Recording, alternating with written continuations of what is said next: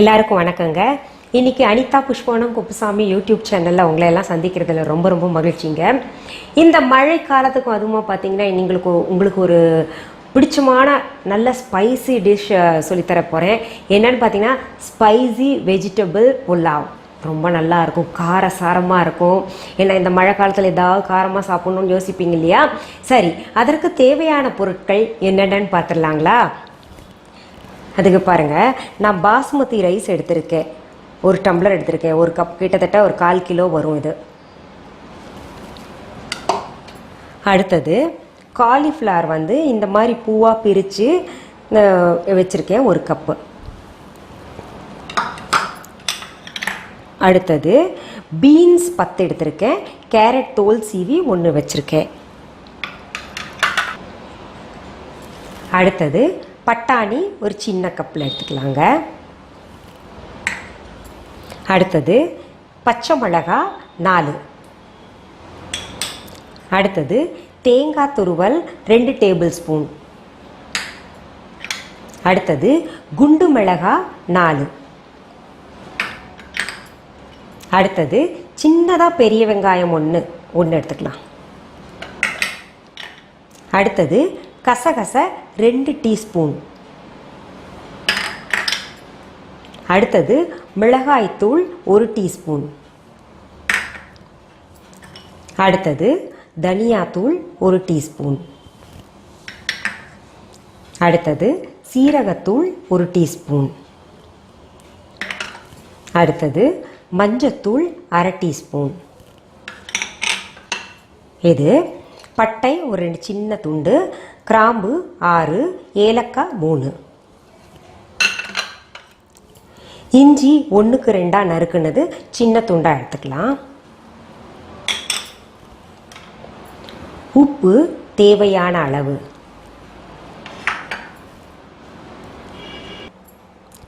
நெய் 2 table spoon. அப்புறம் தேவையான அளவு தண்ணி எடுத்துக்கணுங்க.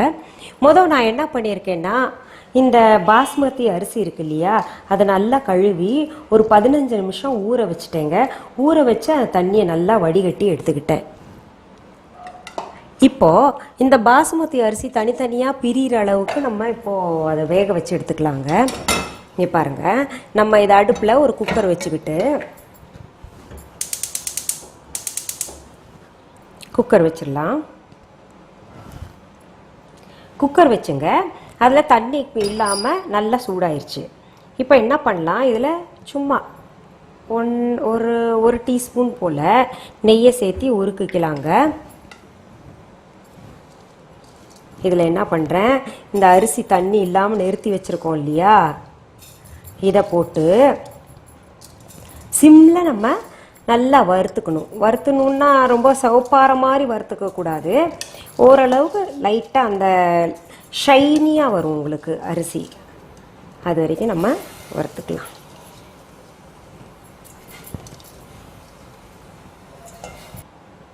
இதை நம்ம சிம்மில் வச்சு விட்டுறலாங்க. சிம்மில் வச்சு தான் செய்யணும், ஏன்னா அவசர அவசரமாக செஞ்சோன்னா அது 1க்கு 2 அரிசி உடஞ்சிரும்.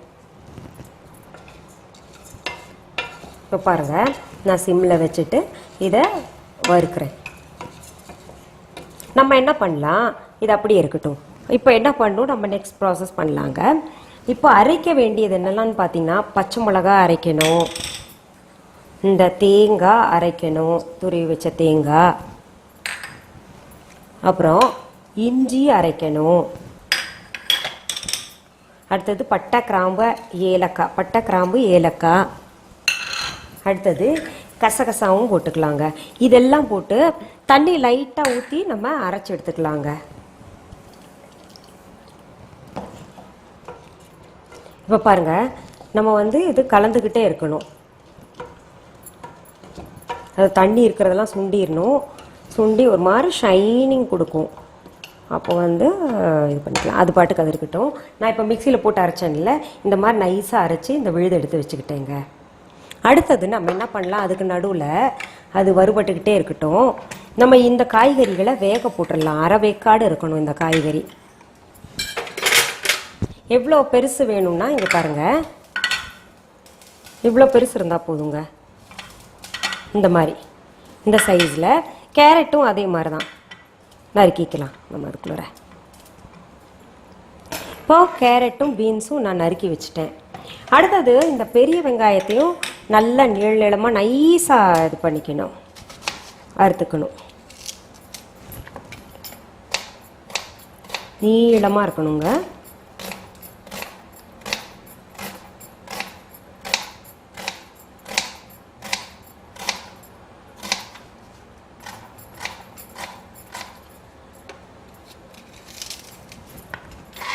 இப்போ நடுவில் இது பார்த்துக்கலாம், இது எப்படி இருக்குன்னு பாருங்கள். நல்லா ஷைனிங்காக நான் சொன்ன மாதிரி வந்துருச்சு பார்த்தீங்களா? நல்லா பழப்பழன்னு மின்னுது அரிசி. இப்போ நம்ம இதில் என்ன பண்ணணும்னா 1.5 டம்ளர் தண்ணி ஊற்றிக்கலாங்க. நான் 1 டம்ளர் எடுத்திருக்கேன் அரிசி, அதுக்கு 1.5 டம்ளர் தண்ணி ஊற்றினா போதும். 1.5 கூட அதிகம்தான், 1.25 போட்டுக்கலாம். ஏன்னா தனித்தனியாக உதிரி உதிரியாக இருக்கணும். இந்த அளவில் எடுத்திருக்கேன் நான்.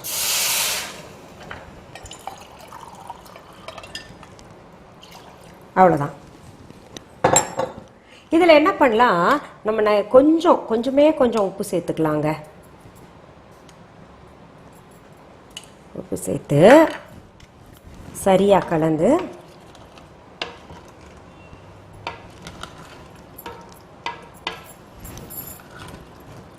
இங்கே பாருங்கள். இப்போது நம்ம தண்ணியில் சரியாக கலந்துட்டோம் இல்லையா? இந்த கலந்ததை நம்ம விசில் எடுத்துக்கலாங்க. ஒரு 2 விசில் வந்தால் போதும். இப்போ பாருங்கள், பெரிய வெங்காயம் நம்ம இப்படி நறுக்கி வச்சுருக்கோம். அடுத்தது நம்ம என்ன பண்ணுவோம், நம்ம காய்கறியை வேக போடலான்னு சொன்னேன்ல, வேக போட்டுடலாங்க. எல்லா காய்கறியும் ஒரு அரை வேக்காடு. இப்போ பாருங்கள், பீன்ஸ், கேரட்டும், காலிஃப்ளவர் அண்ட் பட்டாணி 4ஐயும் கொஞ்சம் தண்ணி சேர்த்து இவ்வளோ சேர்த்துக்கலாம் கொஞ்சம். ஏன்னா தண்ணி ஊற்றி நிறையா வேஸ்ட் பண்ண வேண்டாம், அதில் இருக்கிற சத்தெல்லாம் போயிடும். தண்ணி சேர்த்து உப்பு போட்டு வேக வச்சிடலாம். உப்பு இதுலேயும் போடுறோம், நினைவு வச்சுக்கணும் நம்ம.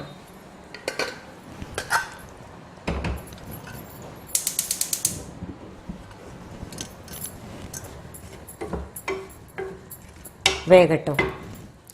அதுக்கு நடுவில் நம்ம இன்னொரு வேலை இருக்குங்க, இது வேகட்டும். அடுத்தது இந்த பெரிய வெங்காயம் நான் வந்து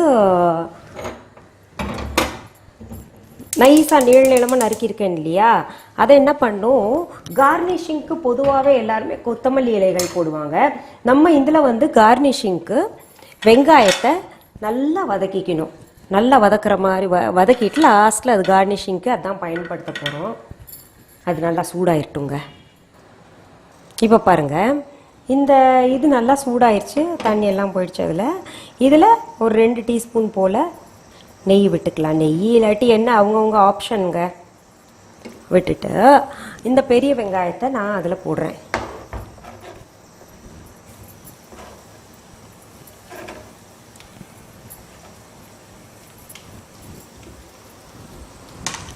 பெரிய வெங்காயத்தை போட்டு நல்லா ஒரு மாதிரி ப்ரௌன் கலரில் இருக்கிற மாதிரி வறுக்கணும் நம்ம.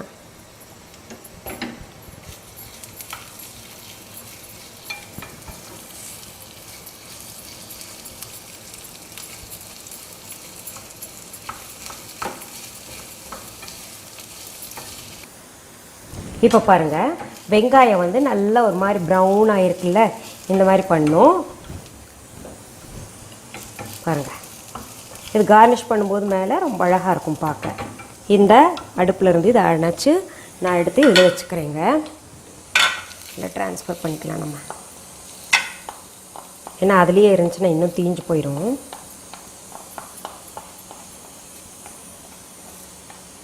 இப்போ பாருங்கள், நான் வச்ச தண்ணி வந்து நல்லா சரியாக வேகப்போ சுண்டிருக்கு. இப்போது இதையும் அடுப்பில் இருந்து இறக்கிடலாம். இப்போ பாருங்கள், அரிசி எவ்வளோ நீளமாக இருக்குது பார்த்தீங்களா? உதிரியாக இருக்கணும், இப்படி ஒன்றோட ஒன்று ஒட்டாமல். அது வெந்தது நம்ம சரி பக்குவமாக வெந்திருக்கு. எடுத்து இந்த பக்கம் வச்சுக்கலாம். அடுத்தது என்ன பண்ணுவோங்க, நம்ம இந்த பேன் இன்னொரு இது எடுத்து வச்சுக்கலாம். பாத்திரம் எடுத்து அடுப்பில் அது சூடாக வைக்கலாங்க.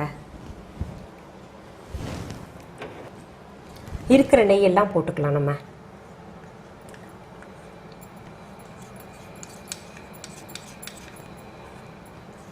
ரெண்டு டேபிள் ஸ்பூன் மொத்தம் சொல்லியிருந்தேன்.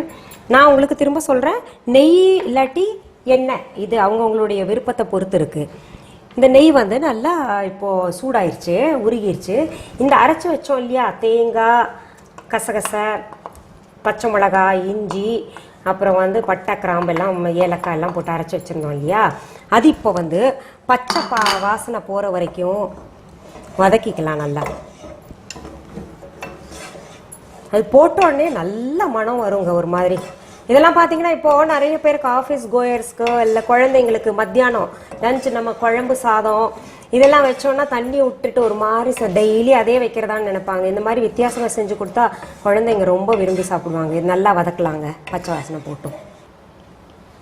இங்கே பாருங்கள், இது வந்து அது பாட்டுக்கு ஃப்ரை ஆகிட்டுருக்கு இல்லையா. இப்போ நம்ம இந்த 4 இன்னும் ஸ்பைஸாக வேணும் அப்படின்னு நினைக்கிறவங்க இன்னும் மிளகா சேர்த்துக்கோங்க. இந்த 4 குண்டு மிளகா அப்படியே முழுசாக போட்டுக்கலாம்.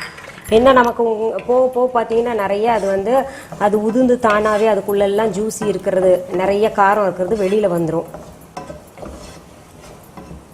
அதில் இருக்கிற காரம் எல்லாம் வெளியில் வந்துடும். இப்போ பாருங்கள் நல்லா வதக்கிட்டு இருக்கு, ஒரு மாதிரி சுருட்டுக்கிட்டு வருது பாருங்கள். அந்த நேரத்தில் நம்ம என்ன பண்ணுவோங்க, இன்னும் ஸ்பைசி சேர்க்குறோம். நம்ம அதில் சிகப்பு மிளகா 1 டீஸ்பூன் சொல்லியிருந்தேன், அது மஞ்சத்தூள் வந்து 1/2 டீஸ்பூன் சொல்லியிருந்தேன், மல்லித்தூள் 1 டீஸ்பூன் சொல்லியிருந்தேன், சீரகத்தூள் 1 டீஸ்பூன் சொல்லியிருந்தேன். இப்போ இதுலேயும் நம்ம கொஞ்சம் உப்பு சேர்த்துக்கலாங்க. இதெல்லாம் என்ன பண்ணுறது, நல்லா கலந்துக்கணும். இனி இதுக்குன்னு ஒரு பச்சை வாசனை இருக்கும், அதுவும் போயிடணும்.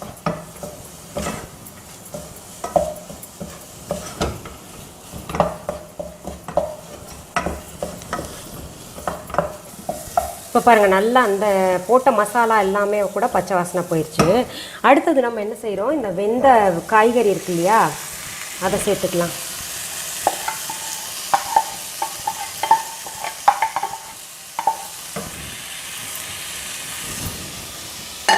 சேர்த்து லேசாக தண்ணி தெளிச்சுக்கலாங்க.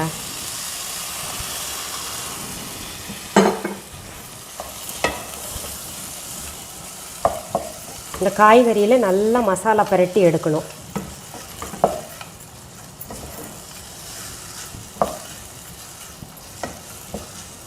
நல்லா கலந்துக்குச்சு பாருங்கள்.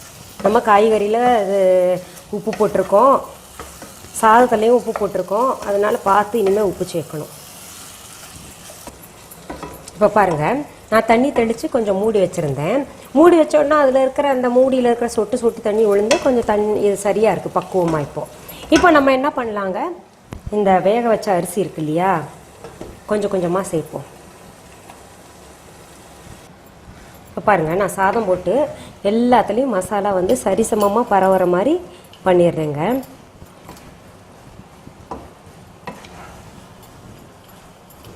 எல்லாம் அரிசி உடையாமல் நம்ம பக்குவமாக திருப்பணும்.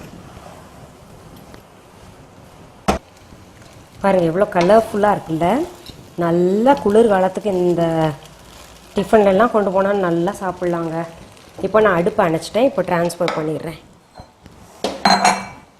இனி ஒன்று தான் நம்ம பண்ணணும், கார்னிஷிங் பண்ணணும். அந்த ஆனியன் பண்ணோம் இல்லையா ஃப்ரை பண்ணதுலேருந்து. இது என்னென்னா நமக்கு 2 in 1ங்க, ஹெல்த்துக்கு ரொம்ப ரொம்ப நல்லது. ஏன்னா வெஜிடபிள்ஸ் குழந்தைங்களுக்கு தனியாக காய்கறி செஞ்சு தந்தோன்னா அது சாப்பிடவே மாட்டேங்கிறாங்க பிள்ளைங்க. அதனால் இது காய்கறி போட்டு விதவிதமான புலாவ் பண்ணலாம். நான் உங்களுக்கு போக போக பார்த்தீங்கன்னா விதவிதமான புலாவ், ரைஸ் வெரைட்டிஸ் எல்லாம் சொல்லித்தரேங்க.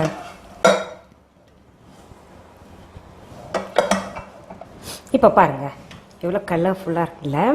இதை நம்ம அங்கங்கே கார்னிஷிங்காக போட்டுக்கலாங்க.